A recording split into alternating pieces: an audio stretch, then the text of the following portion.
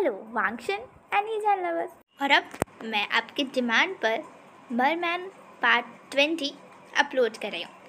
आप ही ने मुझे कहा था कि मुझे पार्ट 20 अपलोड करना है। गाइस, ये रही वीडियो। चलिए वीडियो स्टार्ट करते हैं।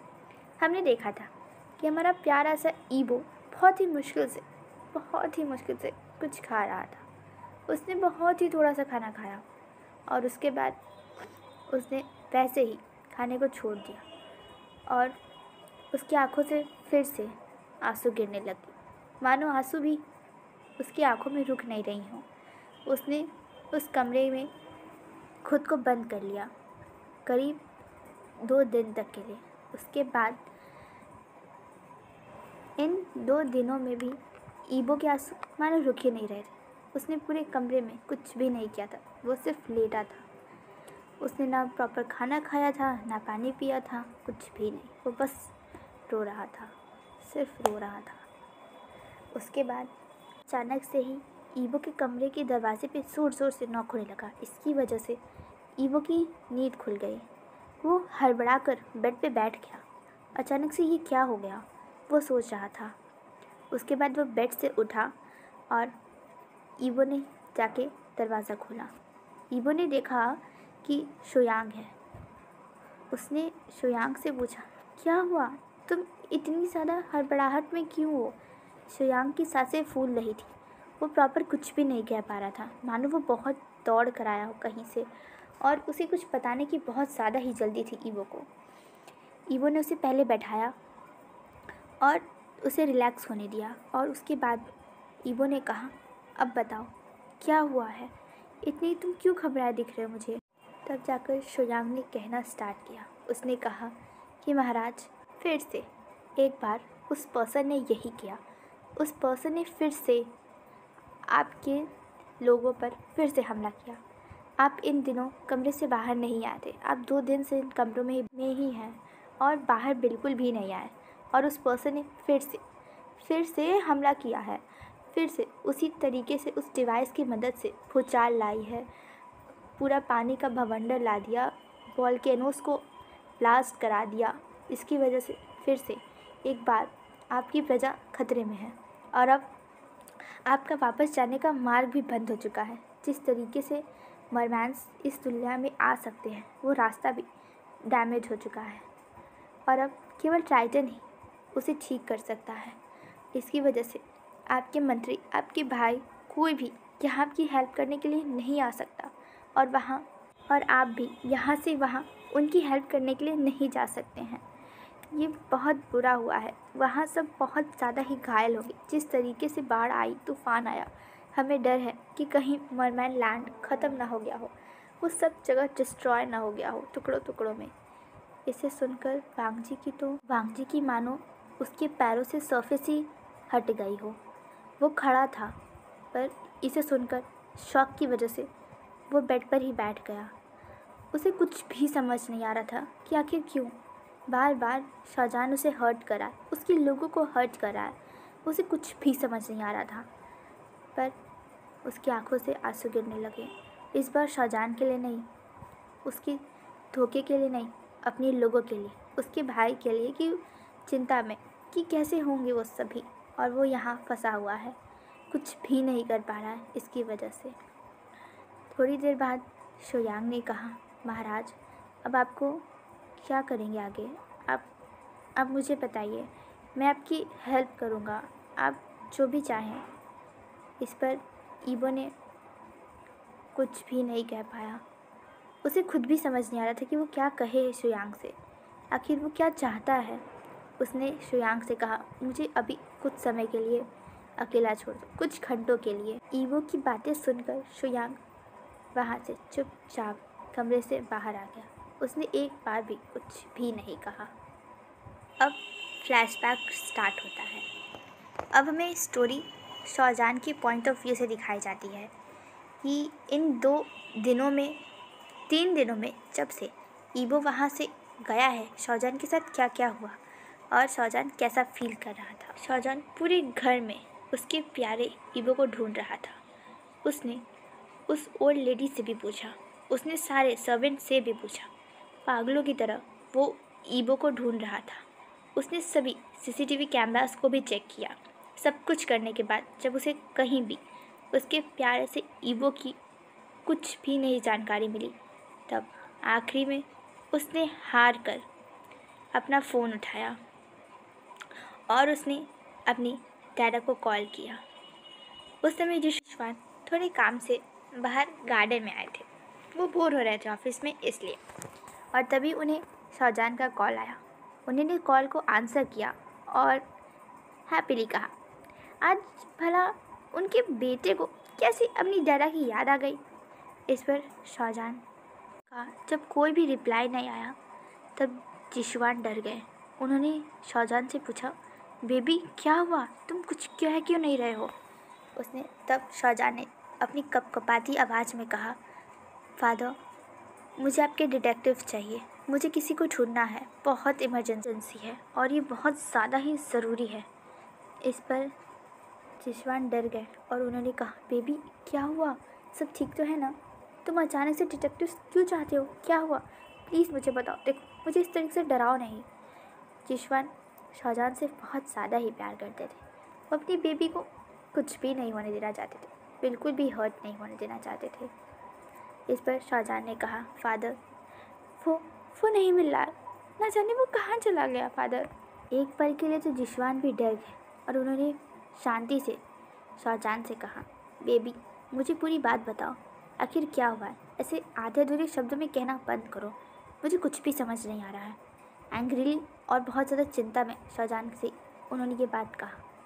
इस पर शाहजहान ने एक लंबी सी गहरी सांस ली और फिर कहना स्टार्ट किया। शाहजहान ने अपने डैडा को वांगजी से वो कैसे मिला, उसने कैसे वांगजी का नाम ईबो रखा, कैसे वो उसे घर ले आया, कैसे वो उसकी केयर कर रहा था, और कैसे शाहजहान पर किसी पर्सन ने हमला किया था, और कैसे ईबो ने उसी हमले को खुद पर ले लिया, वो खुद कैसे घायल हो गया था। उसने सब कुछ बताया और ये भी बताया कि ईबो एक मरमैन है।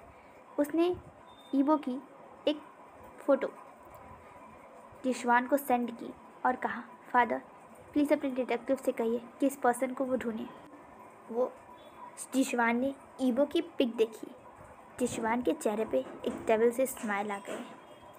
उसने शाहजहान से कहा, बेबी बिल्कुल भी चिंता मत करो, इस पर्सन को मैं ज़रूर ही ढूंढ लूँगा, आखिर मैं ही चाहता हूँ वो मेरा हो जाए। ये बात उसने जिशवान ने अपने मन में कही और शाहजहान को चुप कराते हुए कहा, तुम फिक्र ना करो, मेरे डिटेक्टिव उसे जल्दी ही ढूंढ लेंगे।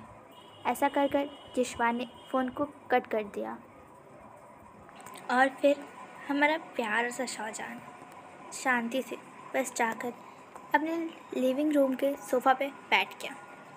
उसके बाद ओल्ड लेडी उसके पास आई। उनके हाथ में कुछ फूड थी, फ्रूट्स थे, कुछ जूसेस थी, कुछ ड्राई फ्रूट्स थी। और तब लेडी ने कहा कि मास्टर आपको खा लेना चाहिए, आपने कुछ भी नहीं खाया है, आप बस इतनी देर से क्राई कर रहे हैं, दौड़ रहे हैं, आपको शांति से बैठकर कुछ खा लेना चाहिए। अगर यंग मास्टर होते तो वो आपको बहुत डांटते आपकी ऐसी हरकतों पर। ईबो के बारे में जिक्र सुनकर शाहजहान उसने फूड्स को ले लिया और जैसे उसने एक बाइट उठाया उसे याद आने लगा कि कैसे वो ईबो को खाना खिलाता था, कैसे वो ईबो के लिए खुद ही अपने हाथों से खाने को मिक्स करता था, कैसे ईबो के लिए वो खुद ही खाना बनाता भी था। ये सब सोचकर शाहजहान की आंखों में आंसू आ गए। उसने फिर अपने आंसू को पोंछा, बहुत ही मुश्किल से, पर उसने पोंछा। फिर कुछ थोड़ा सा ही खाना खाया और सोफ़ा से उठकर अपने कमरे की ओर जाने लगा। उसने घूमकर ओल्ड लेडी से कहा, डैडा का कॉल आया तो मुझे बता दीजिएगा, मैं कमरे में हूँ। और जाकर कमरे में लेट गया। उसने खुद को बंद कर लिया और तब यहाँ फ्लैशबैक एंड होता है। अब हम वापस ईबो के पास चलते हैं। हमारा प्यारा ईबो पूरी तरीके से शॉक में था। उसे कुछ भी समझ नहीं आ रहा था कि शुयांग क्या क्यों और और क्या? उसे कुछ भी समझ नहीं आ रहा था।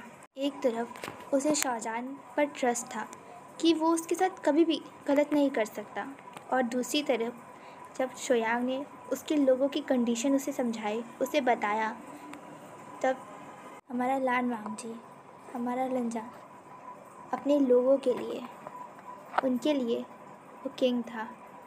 उसका गुस्सा बढ़ने लगा। उसे शाहजहान पर बहुत ज़्यादा ही गुस्सा आ रहा था।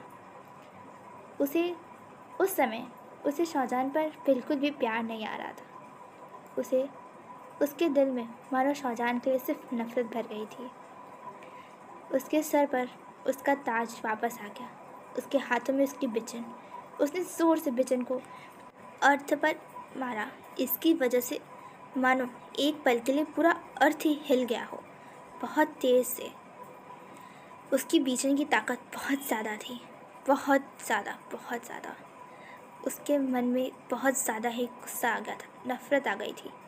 पहली बार उसके दिल में किसी के लिए प्यार नहीं, किसी की केयर नहीं, बस उसके लिए नफ़रत थी।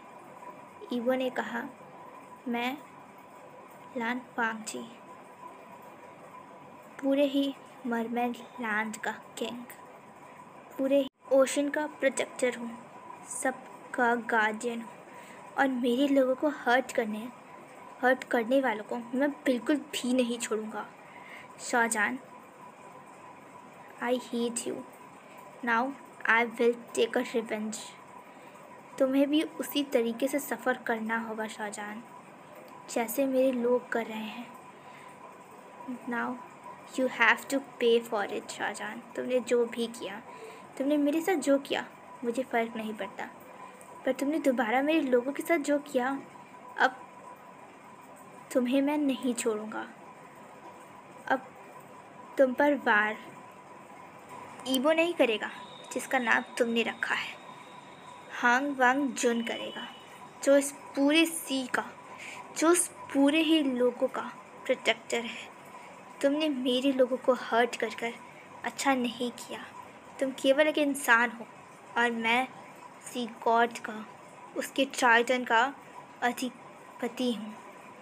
मैं उस टाइटन के अंश का मास्टर हूँ। तुम्हें क्या लगता है तुम मेरी शक्तियों से ज़्यादा बड़े हो? कभी नहीं शाहजहान, तुम्हें इसके लिए पे करना होगा।